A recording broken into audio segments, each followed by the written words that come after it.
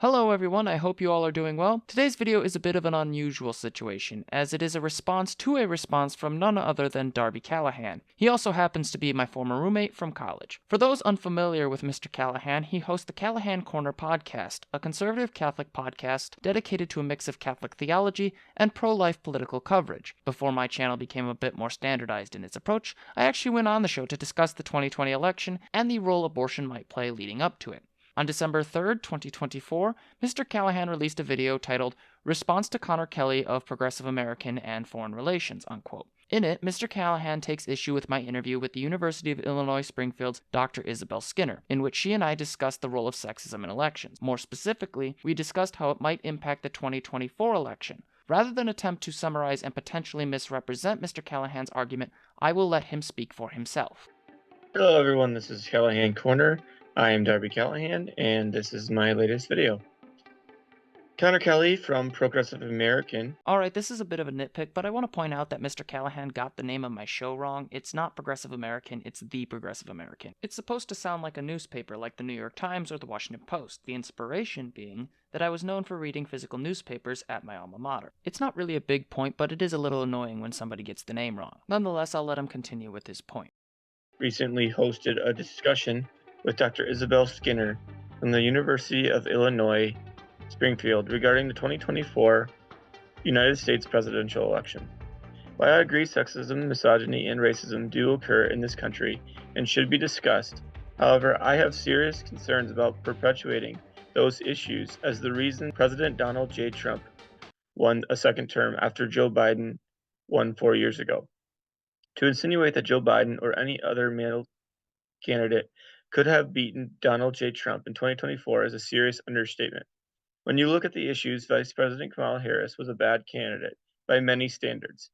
If you look at her record as vice president and even previous to that, there are various reports that she allowed people we have had a record to be released from prison prior to their sentence. She also chose vice president candidate who allowed the city of Minneapolis to burn after the wake of George Floyd. While the case of George Floyd is very disturbing and has really opened the eyes of the current generation to the continuance of racism in this country, we must stop blaming all cops and all actions of a few bad cops. And prior that Margaret Sanger founded the organization Planned Parenthood, who was created with a majority of abortions in the United States. The Hosea Project is now raising concern about the abortion industry complex in America. The Hosea Project is the initiative that was started by co-founders of NARAL, who used to be an abortionist, but became pro-life before he died. He exposed the initiatives of the pro-abortion movement, including dividing the Catholic Church from within. This is why even though the abortion has been definitively named a moral wrong by the Catholic Church, there is still an organization called Catholics for Choice, which is a pro-abortion organization that claims to be Catholic, yet they do not share the voices of the Catholic Church that they claim to be part of. So it is no wonder that the Catholic voters were more likely to choose Donald J. Trump. While I do not believe Donald Trump is the most pro-life candidate as he was in 2016 or 2020, I do believe that he's morally better than Kamala Harris, who ran on the issue of reproductive rights, which is just another way of saying pro-abortion. She wants to allow abortion all the way up to birth. Even if she did not, she would have expressed interest in some sort of national standard, especially after Dobbs, which overturned Roe. For example, she could have supported no abortions after 25 weeks, a point in the pregnancy that goes well beyond the pro-life movement is pushing. Despite the current Democratic Party will tell you, a majority of Americans would put limits on when abortions can be had. For example, when I was helping poll people at the local county fair, I found a majority of pro-choice people would limit abortions after a certain point. So right off the bat, his video has a glaring error. Mr. Callahan claims I blamed Vice President Harris's defeat on sexism and that I reinforced the narrative that male candidates automatically win. There's a pretty big problem with that claim, namely the fact that the interview took place on October 24th, 2024, and was released the following day.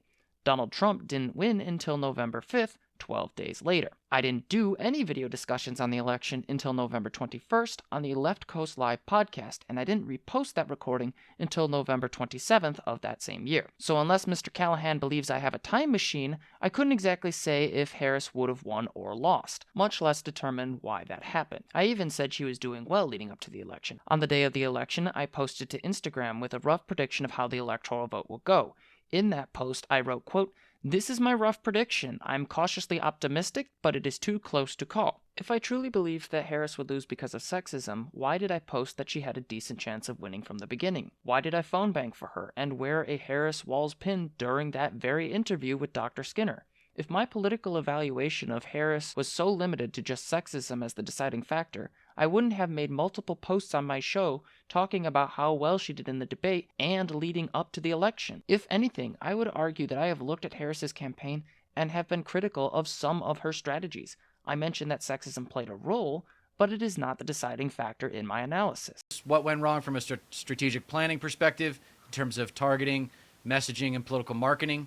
But and I did a video about that. But or I'm going to do a video about the 3 contextual reasons and 3 reasonable reasons she didn't win. But what were your thoughts? I mean, 7 million votes, right? That's a pretty big dip. Biden got 7 million more votes than she did this time. Yeah, so I there's a couple things. So a bit of context for what I've been doing. I was uploading pretty frequently, and then I stopped for a bit. Did occasional interviews here and there. But I was working on the Progressive Turnout Project, working as one of the fellows, working for Sean Casten to make sure he wasn't going to get hit by Nikki Conforti. And we were lucky enough to, the incumbency advantage in that case prevailed by 6.8 points. For those who know Illinois politics, that seat used to belong to Peter Roskam, a Republican, about 4 races ago.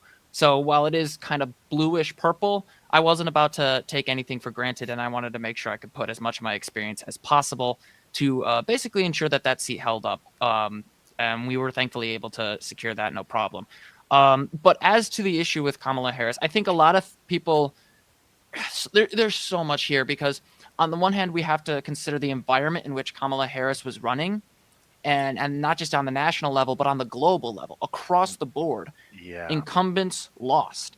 Incumbent parties lost. Incumbent politicians lost. And there was just a massive movement towards the right on the global stage. Now, I would say that I want to be very clear. That does not mean the Republicans have a mandate here. I have it right here in the terms of the popular vote on the national level. Trump won the popular vote by 1.6%. This is according to Reuters. Harris had 48.3% of the popular vote. Trump 49.9% when the total count was completed. Yeah. In the simplest of terms, Trump did not win a majority of the vote. He won a plurality. Now, he still wins. That's right. He still wins, and he still got more votes than Kamala Harris, and that still is unacceptable for a Democratic candidate that really should have been able to cream this convict. Yeah. The problem I think we've had is not only do we have a complete reversal of the incumbency advantage, which turns political science on its head in many cases, but we also just had an attempt to appeal to Republican aesthetics, which did not help an already difficult situation.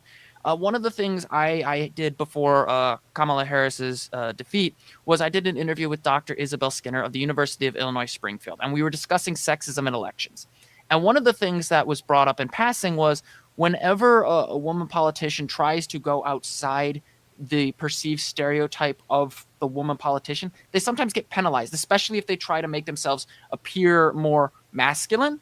And I think part of the problem in that case was we still have not broken through the sexist thinking that hurts us. And that doesn't mean we shouldn't run women for the presidency. We should. Of course, yeah. But we also have to realize when we have this shift to the right on issues of gender and sex, there has to be a way that we have to talk about the candidates that doesn't allow bigoted people like Donald Trump and his supporters in some cases to basically ramrod the candidate into being the laughing Kamala, the crazy lady. That's how he billed her.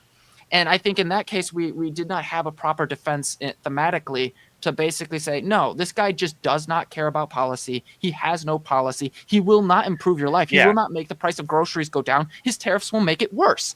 So I think thematically there was that. The other thing is, I think what was really frustrating it to me, and I was hoping that with Biden dropping out, Kamala Harris could distinguish herself from Biden, and she did fail to do that. And so I think she was dealt with an incumbency penalty. But I would also point out, like, she was caught in a very bad position. I think if Kamala Harris was running months earlier, if she was given more time to kind of be respectful towards the administration she was serving in, and also distinguishing herself as a candidate in her own right, I think she would have done a lot better.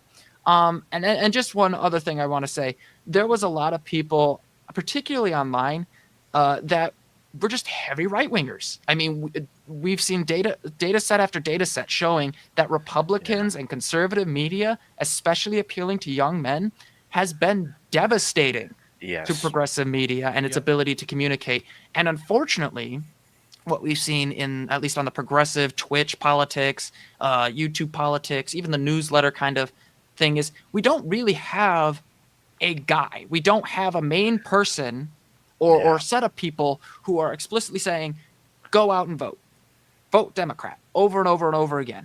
Republicans, they're on top of that message every single election. If Mr. Callahan believes that I said sexism is the only reason she lost, or that I in any way argued that women candidates can't win, then he needs to provide evidence to support that. He won't find any because I never said that. Part of the reason the interview occurred was because Dr. Skinner was one of 2 professors who oversaw my comprehensive exam on women's recruitment for public office and descriptive representation, which details many of the factors that I discussed in that interview. My comprehensive exam, for which I won an award, was titled Women's Recruitment and the Importance of Women in the Electoral Sphere, and was explicitly dedicated to rejecting men's dominance in electoral politics. In fact, in my research, I found since as early as 1990, women win at similar rates as men when they choose to run for public office. The problem is increasing political ambition among women and young girls early on by changing how we talk about women's role in society.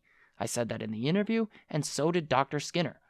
One of the things that keeps coming up is there is this attempt to invalidate her identity as inauthentic. And I do think one of the things that keeps coming up, not just with Vice President Harris, but also with women candidates in general, is there seems to be this authenticity gap that is applied towards women that is not applied to men, especially as it relates to how brazen their rhetoric is, like for men, versus how women are allowed to speak as candidates. And I was wondering if you could go into that a little bit. Sure. I mean, just in general, women can't win in terms of stereotypes. I mean, think about, this is kind of true in the workplace, in politics, in personal life. If you're too masculine, that's a bad thing. If you're too feminine, that's a bad thing. If you're too loud, that's a bad thing. If you're too quiet, it's a bad. So it's kind of, there's definitely this way in which the stereotypes about women can really just put you in such a box. And this is also really true for Black women, especially, who have to walk this tightrope between being seen as effective communicators, but avoiding the angry Black woman stereotype. And of course, former President Trump did try to invalidate Kamala Harris's Blackness by arguing that she only recently became Black. And so you might say, but she's always identified as biracial, Black and Indian. She was an AKA at Howard University, like she is Black. But again, as Tolliver points out, the problem is having to justify the identity. And then it also leads into stereotypes too about like what counts. How do you be Black correctly? How do you be Indian correctly? How to be a woman correctly? It's just so tough to do. And so during a campaign, people are really put on the spotlight. I remember vividly that Hillary Clinton sort of famous or maybe infamously said, they expect me to be in the kitchen like baking cookies, and that's just not me. And so for her, she was trying to distance herself from the stereotype of like what women do. Like, I love baking. There's all different kinds of ways to be a woman, right? But for her, she was really frustrated, I think, with the way that she was pigeonholed. And clearly there was decades-long sort of formation of who Hillary Clinton was in the public eye. But Kamala Harris is a little bit more unknown, even though she's the first woman to fulfill this role as vice president. Simply because Mr. Callahan misunderstands the content of the interview doesn't mean that said content is flawed or wrong. Nowhere in his video does Mr. Callahan go into any of my other content or discussions surrounding the election, including my guest appearance on Left Coast Live or in any of the clips widely available on my social media accounts. There is an hour and a half of content that I uploaded almost a week ago discussing many of the reasons Harris lost, none of which relate to her vice presidential pick or supposed radical abortion politics. As to the issue of abortion, the only thing I will say is that if the issue of abortion were such a hindrance to Vice President Harris's campaign, we wouldn't have seen pro-choice ballot initiatives overwhelmingly win in that same election. Of the 10 states that had ballot initiatives on abortion, 6 out of 10 unabashedly won. Even states like Missouri, which Trump won with 58.5% of the vote, voted for Amendment 3, which expanded the right to an abortion. Arizona, which Trump narrowly won by 3.1%, voted for Amendment 139, which also expanded access to abortion, and they did so by 61.6%. The same pattern occurred in Nevada, which had 64.4% of its voters support enshrining abortion in the state constitution. If anything, abortion would have been a boon to Harris's campaign, not a weakness. The only complication of the 10 states in question is Nebraska, which passed dueling initiatives seemingly contradicting each other. There were many reasons why Harris lost to Trump. She came into the race fairly late, with only 100 or so days to the election. She dealt with a reversal of the incumbency advantage on the global stage and frustration with inflation. Yes, sexism and racism were contributing factors. I would never deny that. But to suggest that I believe or said that they were the main reason she lost is absurd. Every campaign is multifaceted and multi-causal. I have made that point repeatedly, and I hope I will get the chance to do so again. I look forward to debating with Mr. Callahan, and maybe our future debate will allow some clarity on the issue.